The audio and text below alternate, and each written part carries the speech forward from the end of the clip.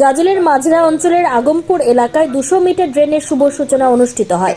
এই ড্রেনের শুভ সূচনা করেন গাজল পঞ্চায়েত সমিতির সভাপতি মোজাম্মেল হোসেন। এছাড়া উপস্থিত ছিলেন ভূমি কর্মাধ্যক্ষ দীপঙ্কর সরকার, বিদ্যুৎ কর্মাধ্যক্ষ মিলন যোগী ও বিশিষ্ট সমাজসেবী দীপক সরকার সহ সমস্ত পঞ্চায়েত সমিতির কর্মাধ্যক্ষ।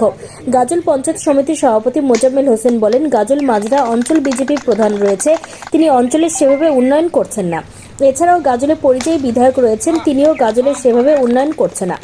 আমরা উন্নয়নের রাজনীতি করি, তাই গাজল পঞ্চায়েত সমিতির উদ্যোগে মাঝরা অঞ্চলের আগমপুর এলাকায় 200 মিটার ড্রেনের শুভ সূচনা অনুষ্ঠিত হয়। এই কাজে ব্যয় হবে 5 লক্ষ টাকা। গাজল পঞ্চায়েত সমিতির অর্থানুকূল্যে এই কাজ অনুষ্ঠিত হবে। এই কাজ হয়ে গেলে এলাকাবাসী দীর্ঘদিনের দাবি পূরণ হবে। আগমপুর সংসদ এলাকায় মাঝরা এমপির মধ্যে পড়ছে, এটা আমাদের পঞ্চায়েত সমিতি এলাকা 38 নম্বর। আজকে আমাদের এই সংসদ এলাকার আজকে ড্রেন শুভ উদ্বোধন হবে। শুভ উদ্বোধনে উপস্থিত আছেন আমাদের গাজল পঞ্চায়েত সমিতির সভাপতি মোজাম্মেল দা, উপস্থিত আছেন আমাদের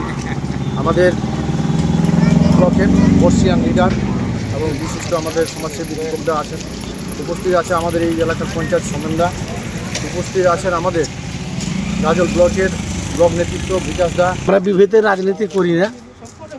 মাঝরা অঞ্চলটা বিজেপি অধ্যুষিত অঞ্চল, এখানে বিজেপি প্রধান আছে, এখানে পরিযায়ী পাখি আমাদের এমএলএ আছেন, এমপিও পরিযায়ী পাখির মধ্যে চলাফেরা করে সারাদিন, সারা বছর, পুরো 5 বছর দেখা সাক্ষাৎ নেই।